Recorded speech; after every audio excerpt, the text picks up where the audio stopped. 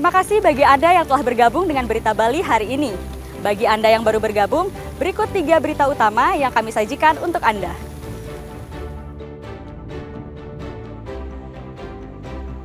Akibat hujan deras yang melanda kawasan Gianyar, bangunan gudang di Ubud ambruk tergerus longsor.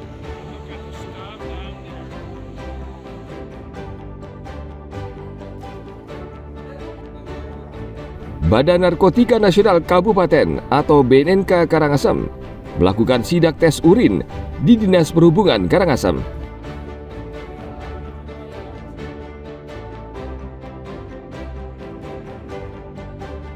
DPRD Bali menghentikan sementara proyek lift kaca di Nusa Penida Kelungkung.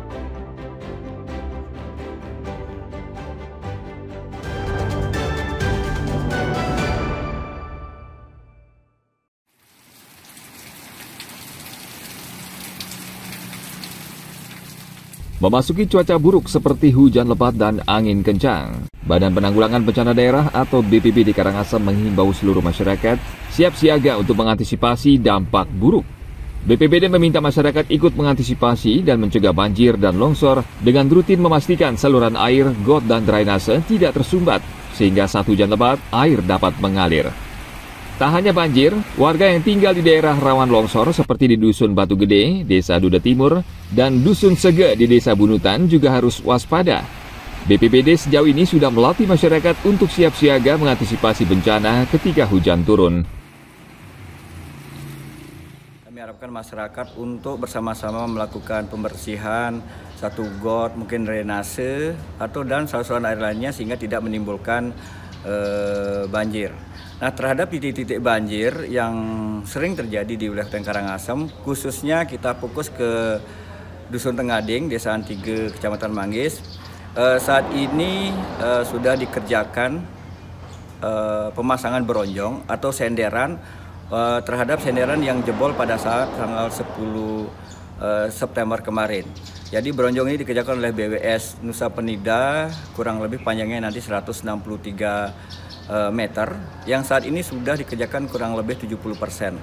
Jadi dengan beronjong yang jebol itu diperbaiki, kemudian ditinggikan lagi kurang lebih 58 cm, sehingga tingginya kurang lebih 2,5 sampai 3 meter di cekungan-cekungan atau di tikungan tempat jebolnya beronjong tersebut, sehingga apabila terjadi banjir lagi, banjir bandang tidak meluap lagi ke rumah warga.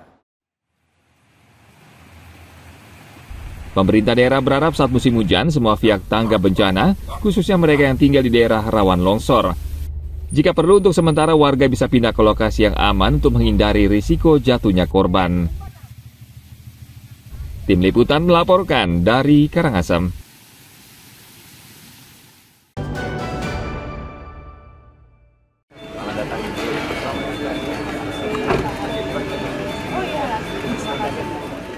Kementerian Komunikasi dan Digital mendukung penyaluran bantuan sosial hingga ke pelosok daerah di Bali melalui layanan Pos Universal atau LPU. Mutia Hafid, Menteri Komunikasi dan Digital, hari Minggu lalu mengunjungi kantor pos Blakiu, Badung. Kantor pos ini menjadi salah satu kantor pos yang siap menyalurkan bantuan sosial dari pemerintah. Menteri mengecek infrastruktur antara lain kesiapan sistem dan dukungan digitalisasi untuk mempercepat penyaluran bantuan langsung tunai ke masyarakat. Menteri juga melihat contoh proses penyaluran bantuan langsung tunai di LPU kantor pos yang berada di pelosok Bali. Dia memastikan masyarakat di pelosok harus menerima bantuan sosial dari Presiden. Keluarga pemanfaat atau setara dengan 140 juta jiwa. Jadi ini tidak dikarenakan kecil sehingga kita perlu memastikan bahwa kantor pos siap. Alhamdulillah Pak Haris mengatakan bahwa seluruh kantor pos se-Indonesia sudah siap. Insya Allah yang diamanahkan kepada kantor pos angkanya 17 juta KPM, dan dari Pak Presiden menargetkan 20 November sudah selesai. Dari yang dicanangkan baru tanggal 17 Oktober lalu ya, jadi kurang lebih punya waktu 1 bulan untuk kemudian memberikan BLT kepada masyarakat yang jumlahnya 17 juta keluarga manfaat secara senilai 50 juta rupiah.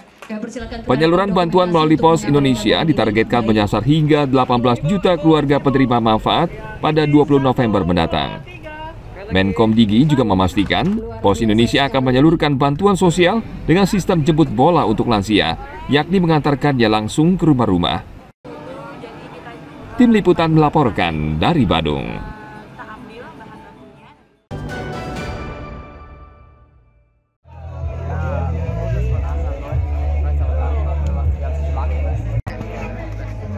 Pro kontra proyek tower lift kaca di Klingking Beach, Desa Bunga Mekar, Nusa Penida, Klungkung, akhirnya memaksa Komisi 1 DPRD Bali turun tangan. Anggota Pansus mendatangi lokasi proyek untuk melihat langsung fakta di lapangan. Untuk memastikan situasi dan kondisi tata ruang pembangunan lift Klingking Beach, Komisi 1 DPRD untuk sementara menghentikan aktivitas mega proyek senilai 60 miliar rupiah tersebut.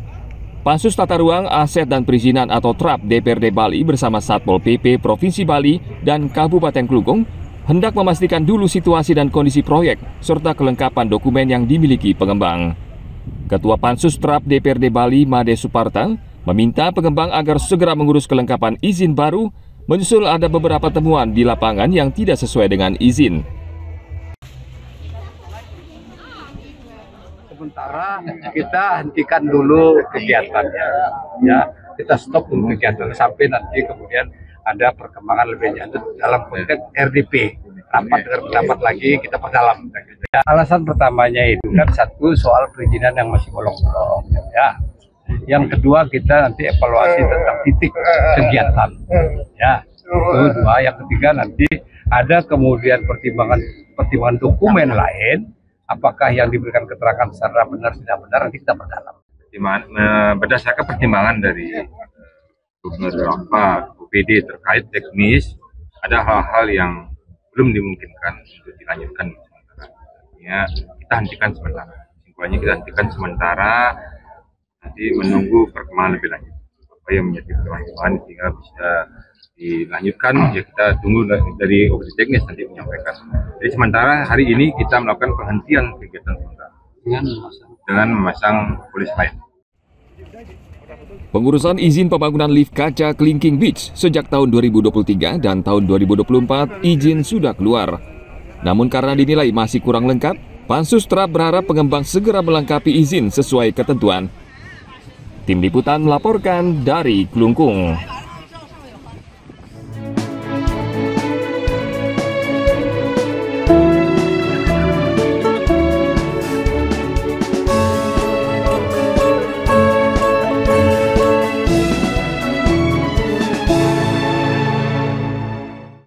Informasi tadi sekaligus mengakhiri jumpa kita pada hari ini.